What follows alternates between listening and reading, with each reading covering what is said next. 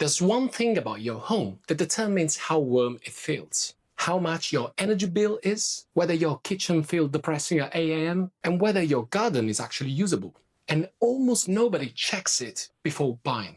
No, I'm not talking about the neighborhood or the size of the property. Don't get me wrong, these are all important aspects. It's which way your house is facing. Let me show you why orientation might be the most underrated factor in the property world.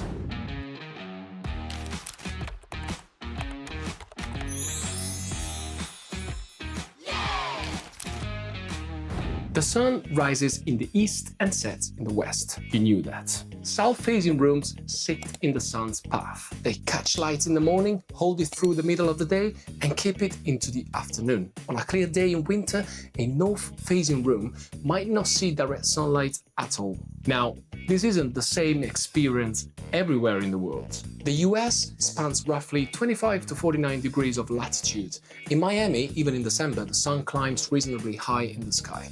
A north-facing room is darker, but it's not brutal. In Minneapolis, in January, the sun barely clears the horizon.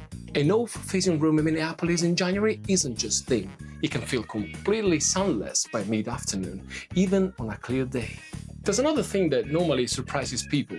The sun's height in the sky changes dramatically between summertime and wintertime. In summer, the sun climbs high, really high. In Phoenix, for example, in June, it's almost directly overhead at midday.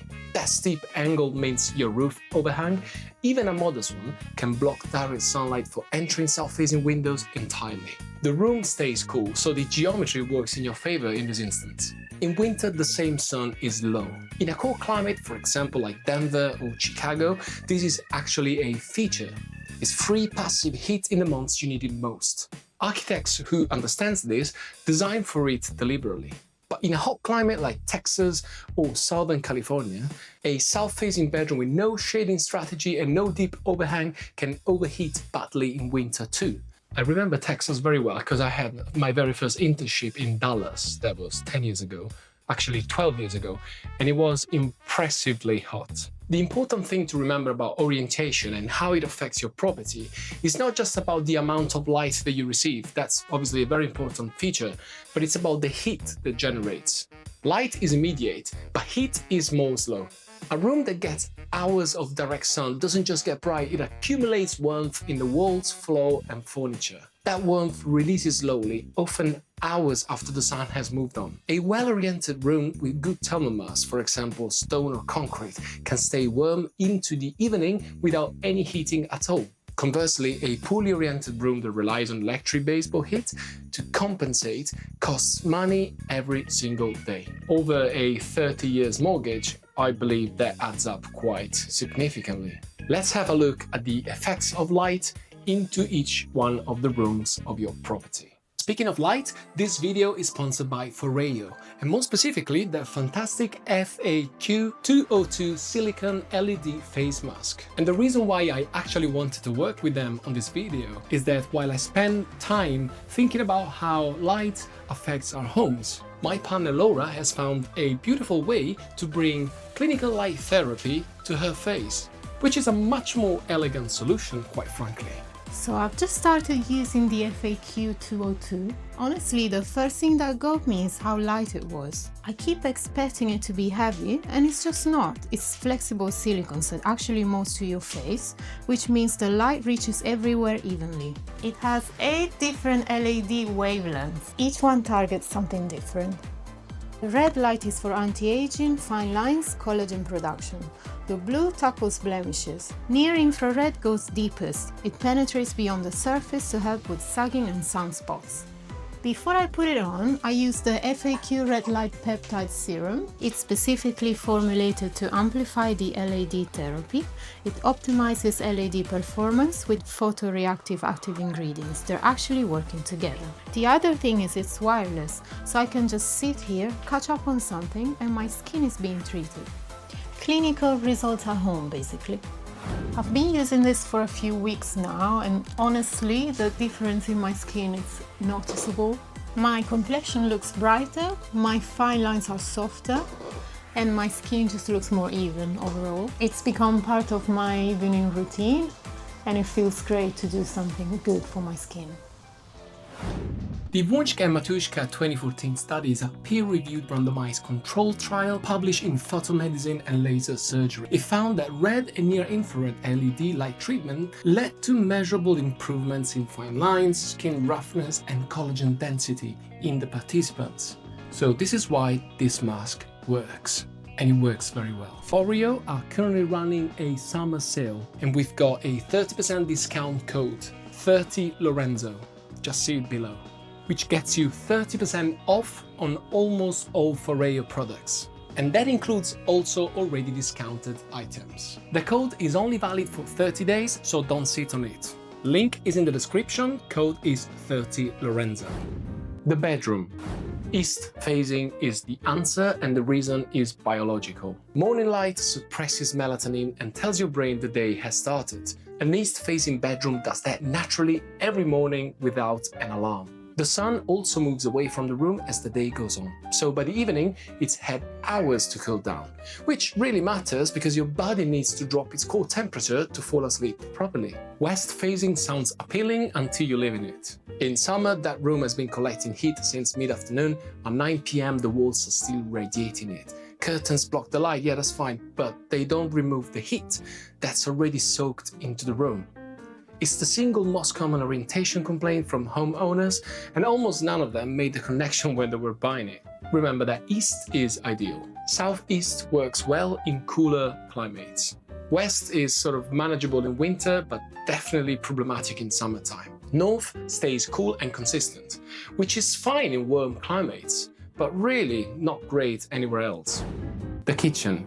Kitchen is where orientation does the most damage, because it's where you start your day and you can't fix it with a renovation. A north-facing kitchen gets zero direct sunlight. Yes, you can spend $50,000 on it and it will still feel flat and cold at 7 a.m. in winter. The colors look dull, the rooms reads grey, and the psychology of spending an hour there every morning is genuinely draining. East or southeast is the dream. Morning light lands in the kitchen during the exact hours you're actually using it. The room feels alive when you're making coffee. By afternoon, the sun has moved on, keeping it cooler when you're cooking dinner. If you're choosing between two almost identical properties, remember that the one with the east-facing kitchen will feel better every day. The living room. The living room is about timing. You're not in it at 8 a.m. You're in it in the evening, so the orientation question isn't where does the morning sun go, it's where does the afternoon and evening sun go. South facing is the gold standard. You get sustained light through the middle of the day and into the afternoon, and the room feels warm and bright during the hours you're actually home to enjoy it. West facing is a strong second. You lose the midday light, that's fine, but you gain the evening golden hour pouring in while you're cooking dinner or sitting down after work. North facing is where interior designers earn their fee. You can use mirrors, pale surfaces, and warm artificial lighting to compensate. And good designers do that very well. But remember that you're compensating for physics, and unfortunately there's a ceiling to what's possible. The home office. This is the one room where north facing actually wins. You see, north is not that bad after all. For every other room, north means dim and cold. For a home office, it means consistent, glare-free light all day. There's no sun arc crossing your screen in the afternoon, no squinting, no having to close the blinds and then working in artificial light to compensate. Just steady, even daylight from a sky that isn't moving. East facing is also decent. Bright in the morning, calm by midday. The problem is west facing. After lunch, the sun drops to the exact angle where it hits your monitor directly, and no screen brightness setting fixes that. If you work from home, lucky you, and you have a choice, take the north or east facing room. You'll be more productive, less fatigued, and you won't spend half the afternoon fighting your own windows. The garden. This is where orientation has the single biggest impact on your daily life and your property value. In the northern hemisphere, the sun arcs to the south all day. So if your garden faces south, it's looking directly into that arc. Sun from mid-morning through the middle of the day into the evening. You can eat outside, you can grow things, your kids can use it after school.